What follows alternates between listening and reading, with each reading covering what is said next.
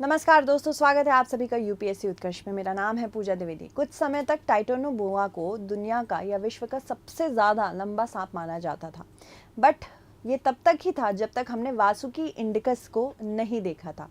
आज हम बात करेंगे वासुकी इंडिकस और टाइटैनोबोआ की, दोनों की तुलना करेंगे, दोनों में ज़्यादा लंबा कौन है इसको देखेंगे। जैसे कि वासुकी इंडिकस, जिसके बारे में कुछ ही समय पहले हमें पता चला था, जब इसके अवशेष 2005 में मिले थे तो हमें लगा था ये क्रोकोडाइल है, यानी कि एक किसी प्रकार का मगरमच्छ है।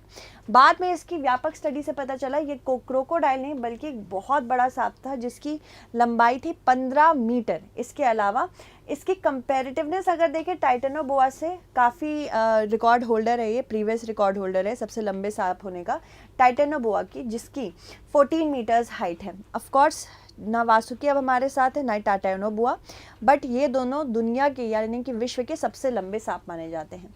इसके अलावा लॉन्ग एक्सटेंट स्नेक एक और है, मलायोपाइथन रेटिकुलरिस, तो ये भी एक बहुत इंपॉर्टेंट सांप है, इसको समझते हैं। चलिए देखते हैं। टाइटैनोबोआ और वासुकी इंडिकस दोनों ही विशालकाय सांपों के नाम हैं और दो अलग अलग प्रजातियां हैं, विभिन्न कालों और क्षेत्रों से संबंधित है, यानी कि दोनों एक साथ नहीं एग्जिस्ट करते थे।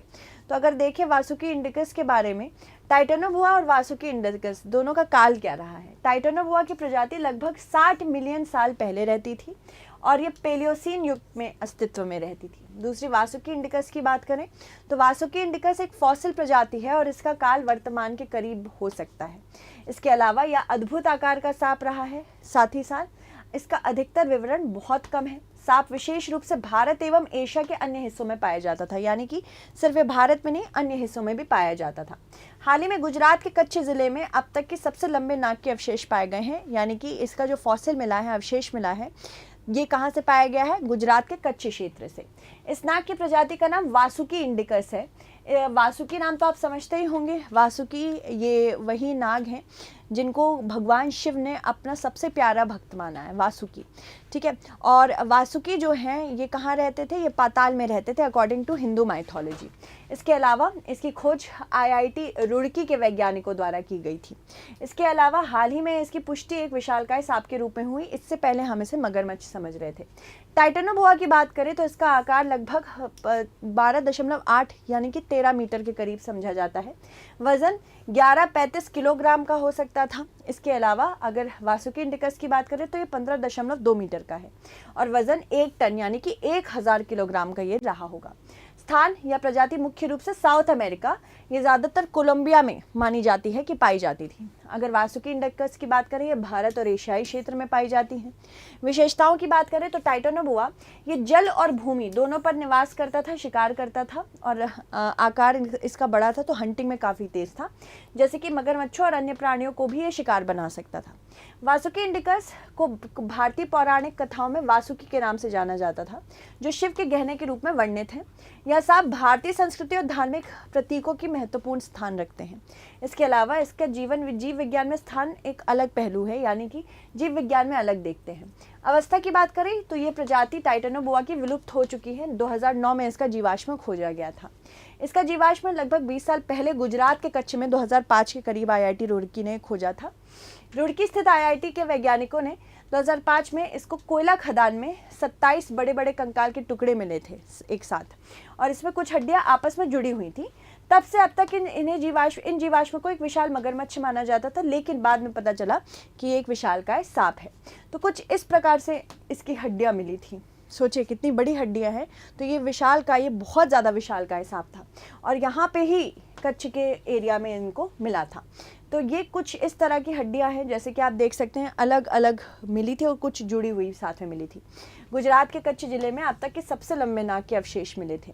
यहाँ इंडिकस शब्द का मतलब है भारत का। वासुकी तो मतलब वासुकी जो लॉर्ड शिव अपने कॉइल्स रखते हैं around the neck of him, so that is Vasuki, but indicus is meaning Bharat का। वैज्ञानिकों के मुताबिक ये नाग भारत में ही पाया जाता था, हालांकि एशिया के अन्य हिस्सों में भी शायद पाया जाता होगा। अगर बात करें वासुकी और शेष नाग की, ये one of the most important mythological serpents हैं हिंदू माइथोलॉजी में।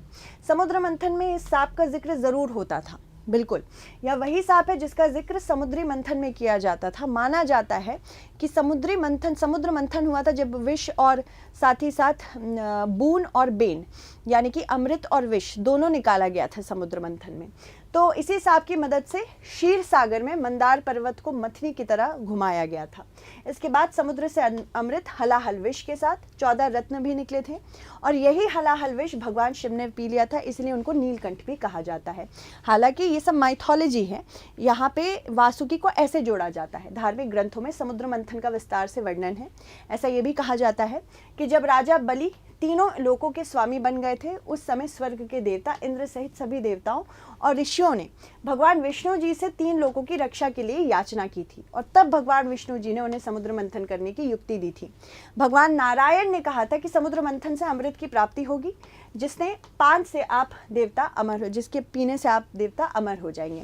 तो ये 50 फीट लंबाई और 1 टन के वजन के साथ वासुकी इंडिकस हमारे जीवाश्म विज्ञान और हमारे माइथोलॉजी में दोनों में ही बहुत इंपॉर्टेंट है।